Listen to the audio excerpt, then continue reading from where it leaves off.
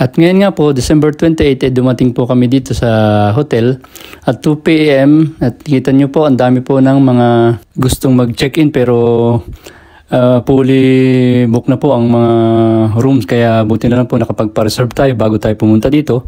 Kaya dire-diretso na po tayo sa ating room na pinareserve. At ayan po, makikita natin ngayon ang ating room. Yung kinuha nga po pala natin ngayon ay trio para magkakasama po kami tatlo sa room at para po mas masaya. Ito po, kita nyo naman ang accommodation, napakaganda po. Ito po ang kanilang CR, ayan. Ayan, maluwag siya, malinis, at saka napakaganda. Ito po, ganda rin ang kanyang shower. Yan, napakaluwag. Para po sa 5 days vacation namin, napakasulit po ng binayad natin. Kung magre-rate ako ng 1 to 10, nasa 8 po ang aking rate dito. Yan, meron na rin po siyang blower sa ating buhok. Ito po ang ating kama at yung isa naman po ay agad nakahiga na doon at sa pagod po sa biyahe. Kaya pagkatapos po noon, kami nagpahinga na rin at kumain lang kami saglit sa Jollibee at maaga kaming matutulog para ready na kami sa aming unang araw bukas. Good day guys, at dahil po hindi gumana yung ating Insta360 pagkatapos po nating staycation sa Baguio, kaya hindi po natin agad na-upload yung kasunod ng part 1. So ngayon po ay kabutihang palad ay gumana po yung ating Insta360 ulit, kaya ito na po yung part 2 ng ating staycation sa Baguio. So kung bago pa lang po kayo sa aking channel, please like and subscribe po kay RB Vlogs 74. So let's go!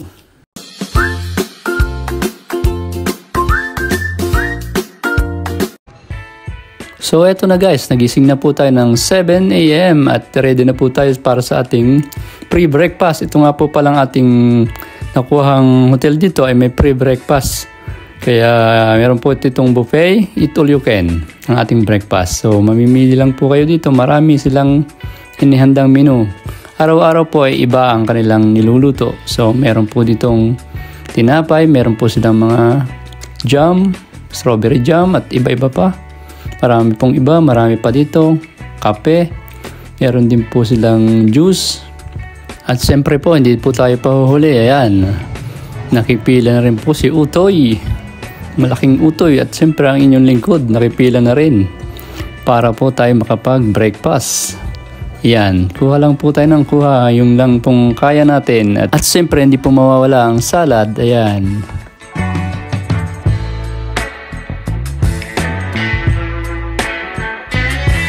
At ayan na nga po at nakapwesto na tayo sa table number 10 para sa ating breakfast. So, kain po tayo. Kukuha muna po tayo ng salad pala. At meron pa din po dito mga fruits na Macedonia kung tawagin, yung mga mekos-mekos na prutas.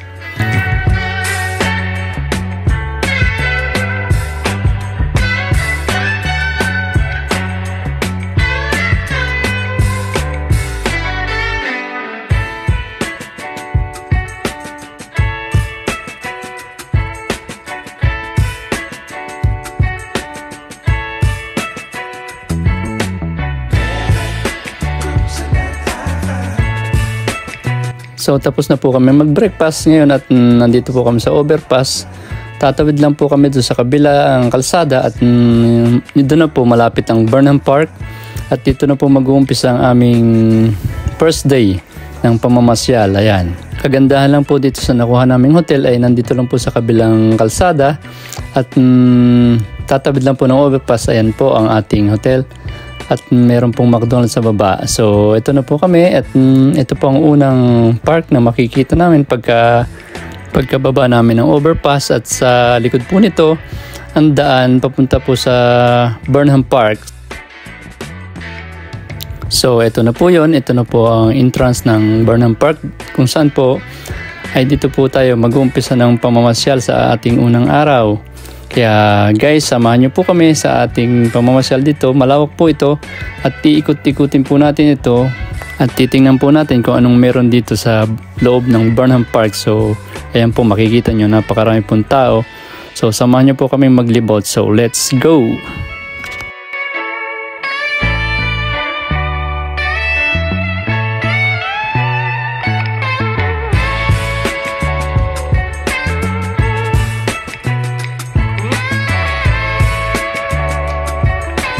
Lakad-lakad muna po kami together at lilibutin namin ito habang naghahanap po tayo ng kung saan pwedeng mag-rent ng bangka-bangka nila dito o boat swan kung tawagin.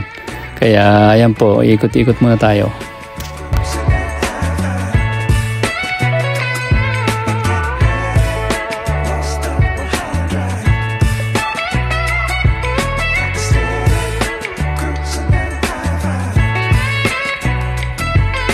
At siguro po ay mapapansin nyo ang kulay ng tubig dito ay bakit kulay orange. Hindi ko rin po alam.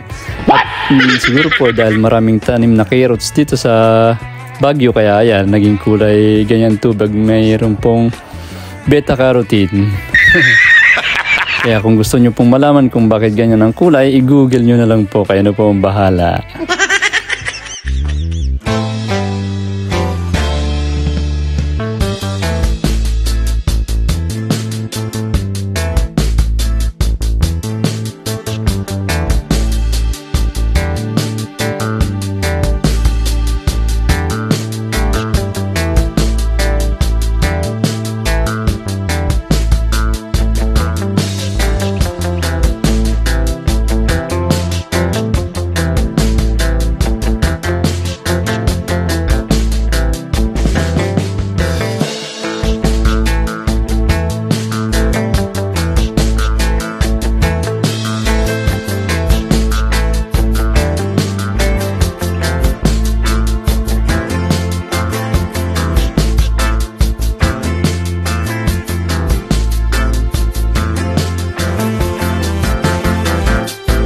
At habang naglalakad nga po kami, todo kapit si Mrs. at baka daw po siya mawala. Tunay na mahirap ang maghanap dito sa park at napakalawak po nito.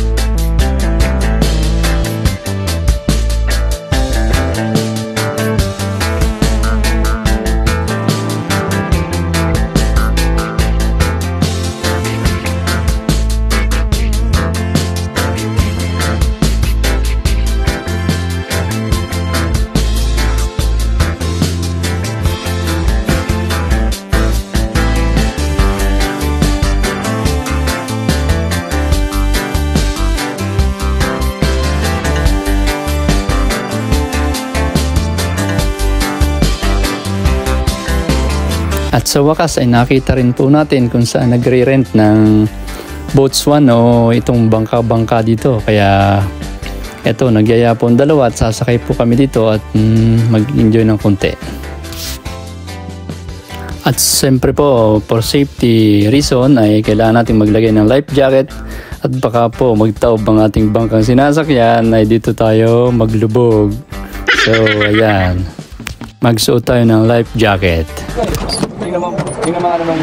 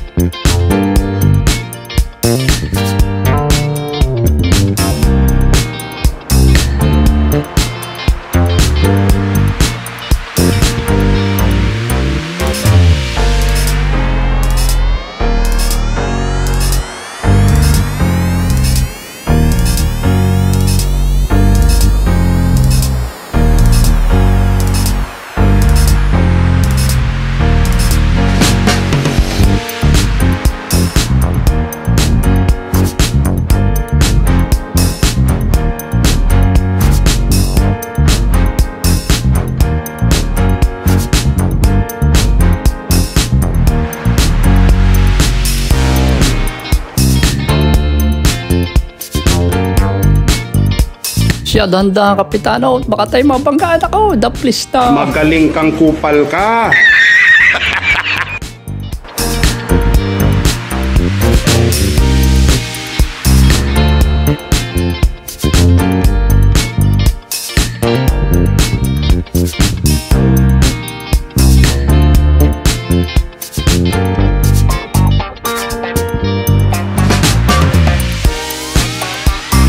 Ay ko, sa bigat ng aking kasamang dalawa, talaga namang paiyak ng taga-Sagwan eh.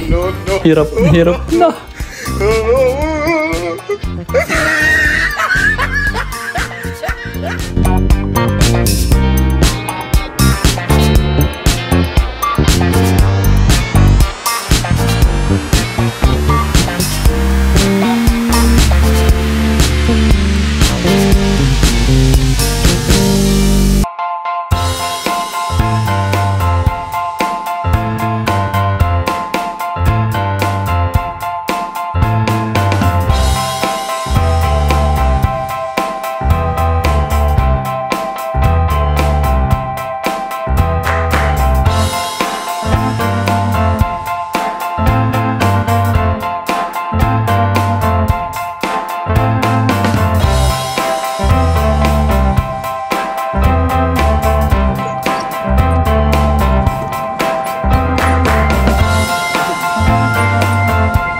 Ito na nga po kami at natapos na naming ikutin ang buong lake. So, pupunta naman po kami ngayon doon sa nirerentahan ng mga tri-bike upang libutin natin yung at mag-enjoy tayo dito.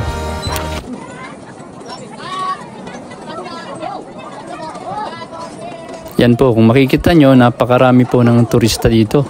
Napakarami po ng tao at na yan, talagang traffic, nagkakabangga na nga po, kaya dito tatawid tayo.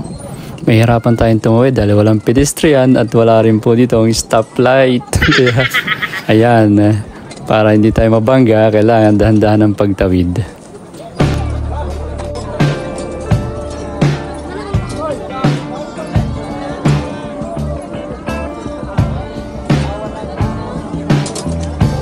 Wala pa daw bakante, tatlo. So wala pa rin po tayo nakita ang marerenta ng tri-bike, kaya lakad-lakad muna po tayo at maghanap tayo ng para sa atin. At ito na nga, nakakita na tayo ng ating tri-bike at nandito na si Madam, ang muse natin na nasa unahan. Uy, sana all!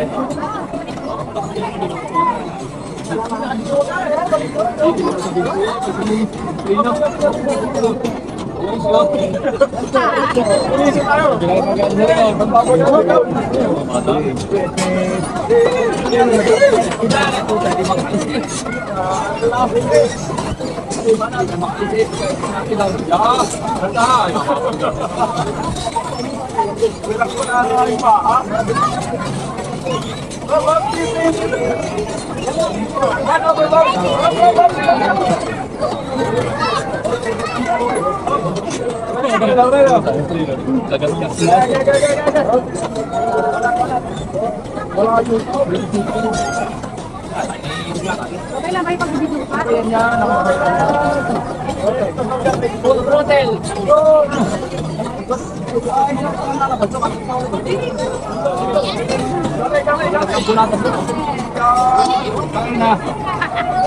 Agad pa steering, walang laman.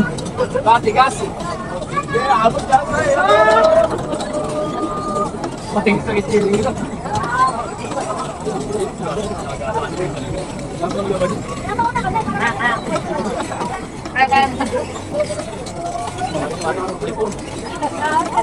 Kayo niyo, malakihan mo. Tigas. Kaya sa dulo. Ganun nga tigay no, magano sa salon. Isa tayo. Ito ang bata. Naging biker. Kaya dito hindi makakita. Pero paano hindi nakakatigas? Muna ako.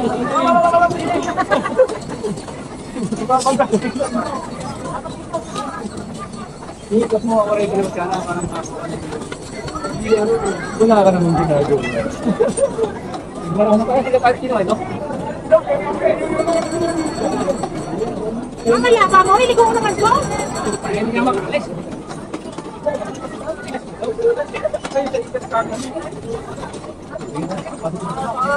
Okay, so go! Mag-ikot na, tayo na. Diyan na. Doon pa ah. Saka mo iikot. Malikali ka ng pala eh, nasa una. Ano medyo yung malikali ka na. Yan yung kayo mo ito.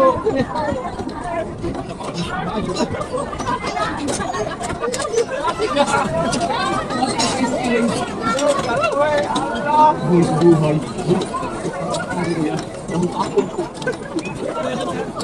Abang ni. Laban na. Ah. Tayo. Pagalit.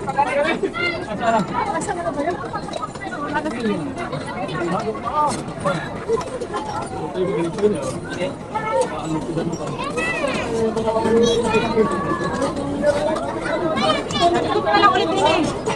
Ikot mo eh.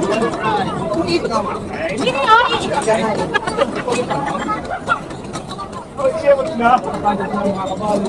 Ano? Huwag kaya no, baling mo. Kasi ikot mo kay Kuya.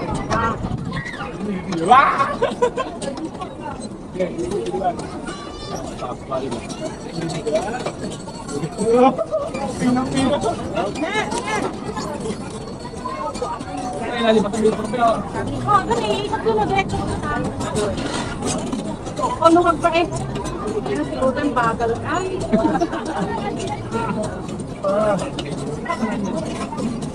Kasi hindi naman ako.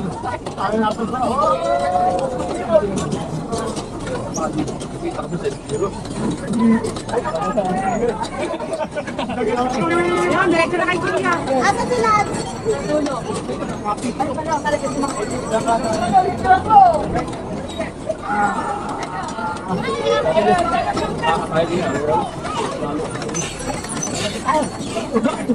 Kita ng pang kiniling. Walang placer ito. Walang placer. At pagkatapos po ng mahabang penitensya, Diyos ko po Rudy, pagkakaganit po ng bike na ating narintahan. Ako ay pagod ho tayo, kaya salamat naman at nakarating na sa ating patutunguhan. At ayan nga po, ating sasauli na ang ating bike na narintahan at tayo magbibidyo-video mo ng kaunti at tayo uuwi na ulit sa ating bahay. Sa hotel kung saan tayo ay tumutuloy.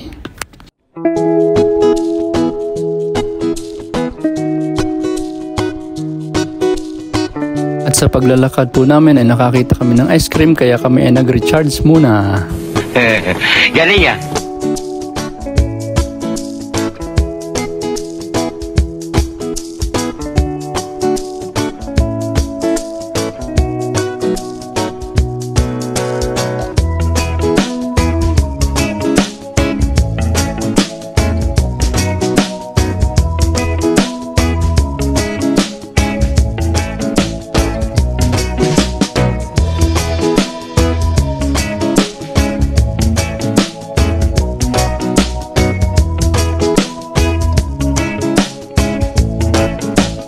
So after po namin kumain ay nauna na po si Mrs. na umakyat sa aming hotel dahil napagod na po siya at kami naman po ni Buddy ay nandito pa at nagkakape sa Ben's Cafe.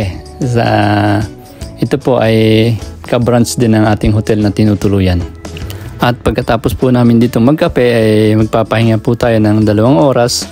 At alas 4 po ng hapon ay maglilibot ulit tayo. Pupunta tayo ng SM Baguio. At maglilibot po tayo dito sa gabi para makita natin yung mga pailaw nila dito magaganda. So, thank you for watching guys at see you ulit sa next part. Babush!